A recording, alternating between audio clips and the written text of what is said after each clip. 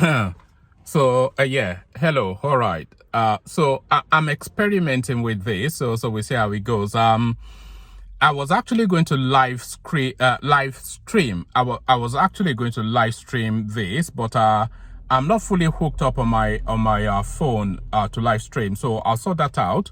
Um, there's certain things on my mind that I'd like to discuss. Just share thoughts.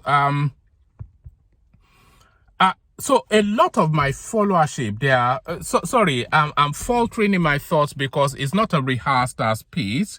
It's not a rehearsed speech. So I'm just doing this off the cuff. Actually, let me show you the landscape of where I am first. So you just see. So this is the landscape of English terraced living.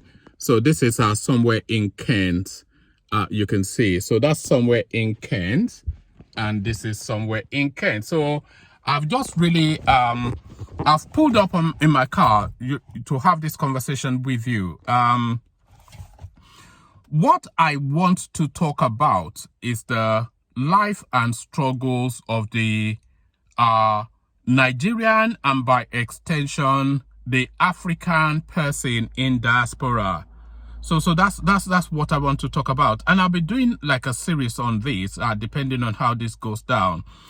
I want to talk about some of the struggles, a lot of the struggles actually that we have as people in diaspora, and not by people, Africans in diaspora, are contending with a system that is not geared towards our advantage. Because of course, you live in Germany, you live in the United States, you live in Australia, you live in New Zealand, you live in Sweden, wherever it is that you do live. As a Nigerian and as an African, the system wherever it is that you are is not geared to your advantage. So you know that. But what you do know also, or you may not know, and if you don't know it, let me tell you now, the system that you are is geared actually towards your disadvantage. So that's the thing. So I want to talk about the struggles of the black man, the black African, not the black man so much, because of course there are historical diasporans that have always lived here. So they are already surrendered and accepting to the system. But as an African that has migrated to wherever it is that you are, your lived experience is a lot different from the historic blacks that are in that space. And I'll be talking about the struggles because there's a struggle between the historical blacks and the new emerging blacks, wherever it is that you are. In the United States, certainly in the United Kingdom, in Sweden, wherever it is that you are, there's a historical battle between the newly emerging black population and the historic population, which I will loosely term as the Jamaicans, because that's the history where I am in the United Kingdom. There's a chasm between the Jamaicans, which by extension the Caribbeans, and the Nigerians, which by extension the Africans. But that will be in a separate video. But let me get back to the point. So you finish your first degree, whatever it is, in Nigeria, and you are of that generation where everybody looks to migrate from the country. So you jump on that train, and then you leave the country and you end up wherever it is that you are. I ended up in the United Kingdom, so I'll be using that as an example. So you migrate and you end up in the United Kingdom. So now, you know, a lot of people actually come into these countries, United Kingdom in this instance, wherever it is that you are, they come into a lot of these countries off the back of what they see in comedy skits, documentaries, that serial that you watch on whatever, and you have that expectation. But of course, the lived reality of the diaspora experience is a lot different than whatever it is that you envisioned before you come out, especially when you're coming for the first time. If you're living wherever it is, and I'm expecting that, well, I'm hopeful really that other Africans other than Nigerians are watching this. Wherever it is that you're coming from, if you're fresh off the banana boat, which is to say that you're leaving your country for the first time, the expectation that you have of wherever it is that you've landed at, wherever it is that you were intending to go and you've arrived at, the expectation that you had will be a complete, total difference from what the lived reality is. Sorry for my faltering or something. I'll be a lot more smoother as I go on with this series. But the lived experience of the reality that you will encounter whenever it is that you land, wherever it is that you have landed, will be totally different from whatever you envisioned, because whatever you did envision was off the back of television series and movies and whatnot. It is not at all like that. I can tell you that. So if you're listening from Ghana, Mozambique, Ethiopia, wherever it is, Nigeria, if you are living wherever it is that you are for the first time, and you're going to the West, whichever country, just prepare your mind. Just empty your mind completely of all expectations and prepare your mind. What you need to do, if I was to make a recommendation for anybody living an African space, especially a Black African space, for the first time to go to the West to try and find themselves, because of course this is the main reason why we all do that. The one recommendation that I will make to you is to empty your mind of all preconceptions and then go into that space with an open mind. But go into that space with an open mind, but with a prepared mind.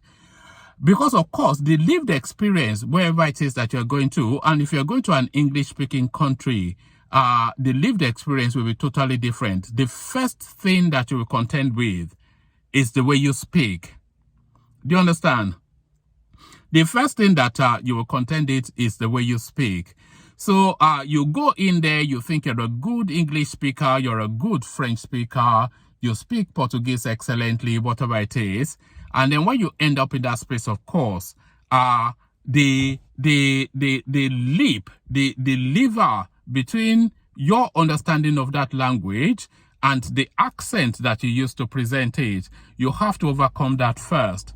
So that's the first lever you have to overcome. For an English-speaking person, so you end up in wherever, US, UK, and then of course you say hello, and then they say, oh, so pardon me, and then you say hello again, and they say, oh, I'm sorry. Then you say hello again. They're still struggling to hear what you're saying. And then because using England as an example, because the English are so polite, they'll say, oh, I have difficulty with my hearing. So can you say that one more time? And then you then have to make that decision now, because you are now somewhat in the cusp of being embarrassed. You have to make that decision then to slow down your speech pattern, and you say, hell, oh, do you see?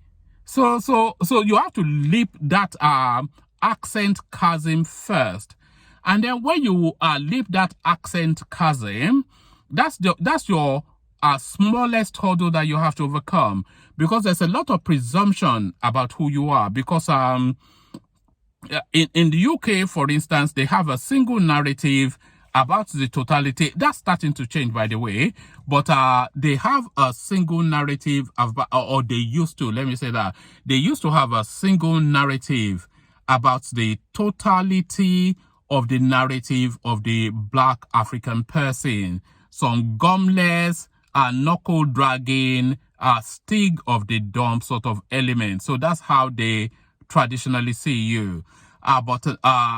But that's starting to change, of course. And the changes, by the way, is a distinction between a Nigerian and other Africans, because they are starting to make that distinction. I am Nigerian, of course, so excuse me for blowing my own trumpet for a moment, but they are starting to identify, just through education and the potency and push of the Nigerian, they are starting to identify that maybe these people are a bit more punchy than we thought.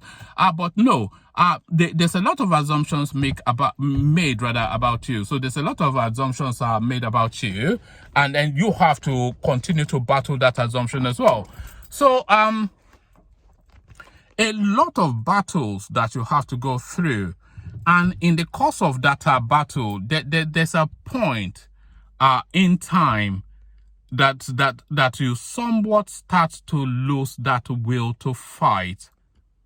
Do you understand? I'm not going to describe that as a depression point, but there's a point in time that you start to lose that will to fight. Let me describe you a scenario. Okay, so you come into the UK, you're settled in, you're 6 to 12 months in, so you're starting to get the lay of the land. You get yourself an apartment, so your neighbors don't like you. They say, oh, are you cooking curry? There's always the smell of curry coming from your house. So that's your white neighbor, by the way. That's already your neighbor poking at you. So you already have to defend even how you live within your own flat or your apartment or your semi. But you see how we live here anyway. So we live on top of each other. So these are probably a series of flats. So you can hardly cough in your home without somebody hearing you. So you already have to defend how you live. So there is that. And then of course, then you leave home, you go to work, your manager, your superior, your supervisor, he or she will task you more because you're a black person and they want to sweat you for that slave labor. So you have to contend with that. But then even to get to that work, you are running a bit late. The boss is coming. You are running for the boss. He's there. He can see you running, but he'll just pull away just a microsecond before you get to the bus stop. And then, of course, then you're stuck there for another 20 minutes. And then, of course, you get to work late. And then, of course, you have to contend with your boss. So all of that, I can describe it. You all know it already, but it's a real debilitation on the mental mindset. Do you understand? On the mental mindset. So, a lot of people back home, of course, when you get in touch with them, you paint a different picture that you are living this large life. You post all these pictures on your Instagrams and whatnot to tell a false narrative about what your lived experience is. So this is really the situation that we find ourselves. So, yeah, there's a lot more actually to say on this, but I'll end it here. I'm just going to put this out there as a sample to see if this is a conversation that people want to have, because this is a conversation that I want to have. So I'll put this out there as a sample, and then I'll see what you guys are making of it. And then if the feedback is sufficient enough, then I'll do a series about life as a Black African in diaspora, because it's quite a thing. It is not at all anything that the people back home think it is. And sometimes I wonder actually if all of us are refugees in this country. Or in these countries, because we're spread all over the place. Sometimes I wonder if we're all refugees in these countries, because, you are in that country, you're making whatever currency it is that you are making, you are sending X, Y, and Z amount of money back home to help your cousin, your nephew, your mommy, or whatever. So you are stuck in that slave labor sort of thing. And you are painting the image that you are better off than the people back home, but in reality, the people back home are probably better than you. at least their lived life, their life experience is a lot better than yours. So all of that, there's just so much on my mind around this sort of topic. I want to open it up as a space that I want us to enter for discussion. So, like I said, I'm going to put this out, see what you guys are making of it, and if it's anything that you are interested in having, even if you're not interested, by the way, I'm going to be popping it out because it's on my mind and I want to discuss it. So let me see what you are making of it. It's somewhat of a ramble, and is there. I'm just trying to link it together. I'm not quite sure how much it does link together, but I'm sure there's somewhat of a coherence there. So let me understand how it coheres for you. So when I do this next, I'm going to speak about the long-standing Black African, using the Nigerian as an example, who has been abroad for that long and is always promised himself that he will go back home at some point. But rarely ever does that happen. I suspect in 8 out of 10 instances, that never happens. You end up being buried wherever it is that you are. So I'm going to speak on that as well. But I'll put this out first as a first intro to that space to see what you guys are making of it. And then we'll continue with the series. So let me leave it there. Share thoughts. Peace.